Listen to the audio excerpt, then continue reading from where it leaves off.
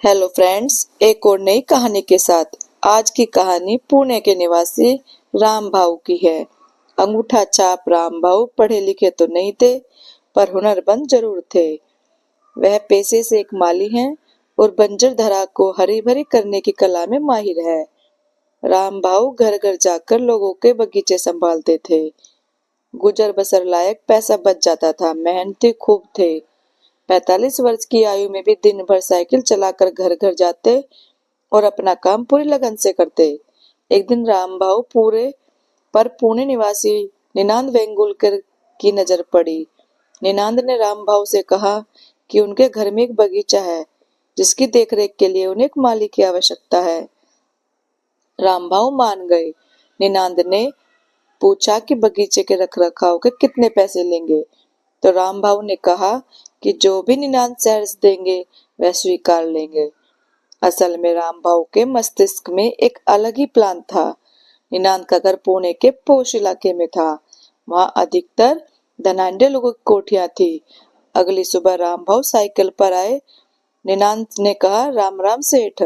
औजार निकाले और काम में जुट गए। 15 दिन में राम भाऊ ने बगीचे का कायाकल्प कर दिया। बगिया को ऐसा सजाया कि स्वयं निनांद भी देखकर हैरान रह गए।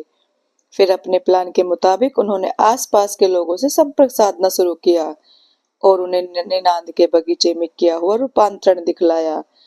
आसपास के लोगों को भी राम भाऊ का काम भा गया और एक एक करके उन्होंने आस पड़ोस के सभी बगीचों की देखरेख का काम पकड़ लिया। सुबह 6 बजे से सांझ के 6 बजे तक राम भाऊ जी तोड़ मेहनत करते रहे और एक एक बगीचे को नया रूप देते रहे। काम भी बढ़ा और आमदनी में भी इजाफा भी हुआ।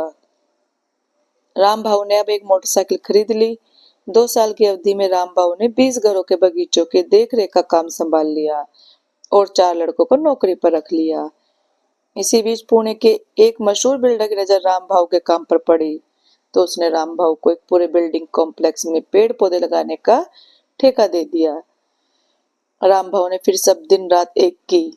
फिर इस कॉन्ट्रैक्ट ने राम भाऊ की किस्मत पलट दी। काम 10 गुना बढ़ा और आमदनी भी कई गुना बढ़ गई। एक दिन निनांद ने राम भाऊ को फोन मिलाया कि वह पुनः अपने बगीचे में कुछ काम करवाना चाहते हैं। निनांद को राम भाऊ से मिले अब 2 वर्ष बीत चुके थे। राम भाऊ ने कहा कि वे कुछ देर में उनके बंगले पर पहुंच जाएंगे। कुछ देर बाद निनांद वेंगुलकर के बंगले के आगे एक चमचमाती होंडा सिविक गाड़ी आकर रुकी। निनांद घर के बाहर ही खड़े थे। गाड़ी में से एक शख्स उतरा और बोला, राम राम सेठ। निनांद को लगा कि यह कौन सेठ है जो चमचमाती गाड़ी से उतरकर मुझे सेठ बोल रहा है। फिर सामने बड़े शख्स ने कहा, पहचाना सेठ, मैं राम भाऊ। क्या वही राम भाऊ जो आज से 2 साल पहले साइकिल पर निनांद के घर आता था, आज होंडा सिविक में विराजमान था? हक्के बक्के निनांद को राम भाऊ ने हाथ जोड़कर धन्यवाद देते हुए कहा, आपके पास से ही शुरुआत की थी। निनांद अब कम से कम यह उम्मीद तो नहीं कर रहे थे कि होंडा सिविक जैसी आलीशान गाड़ी से उतरा कोई शख्स उनके बगीचे की मिट्टी खोदेगा, परंतु फिर कुछ ऐसा देखने को मिला जिसकी उम्मीद निनांद को भी नहीं थी। राम भाऊ ने औजार निकाले और काम पर जुट गए। उनके साथ उनके सहायक भी थे, परंतु उन सब में से अब भी सबसे अधिक मेहनती करते राम भाऊ ही दिखे। इस दरमियान निनांद ने राम भाऊ की तस्वीर खींची। निनांद के लिए सारा घटनाक्रम अविश्वसनीय था। एक साधारण माली जो एक साइकिल से होंडा सिविक तक का सफर तय कर चुका था और आज भी अपने काम के प्रति उतना ही निष्ठावान और समर्पित था। आज भी उसके हृदय में अपने काम के प्रति उतना ही सम्मान था।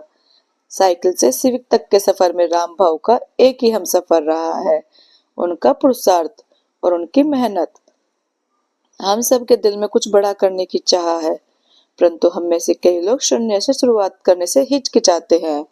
किसी बड़े काम की शुरुआत बेशक छोटी हो, पर राम भाव की कहानी इस बात का जीवंत उदाहरण है कि कर्मठता और पुरुषार्थ के दम पर इंसान साइकिल से होंडा सिविक का सफर तय कर सकता है। 100 तक पहुंचने का सफर 0 से ही शुरू होता है। दोस्तों, आपको ये कहानी कैसी लगी? अच्छी लगी हो तो लाइक, कमेंट और शेयर करना और चैनल को सब्सक्राइब करना।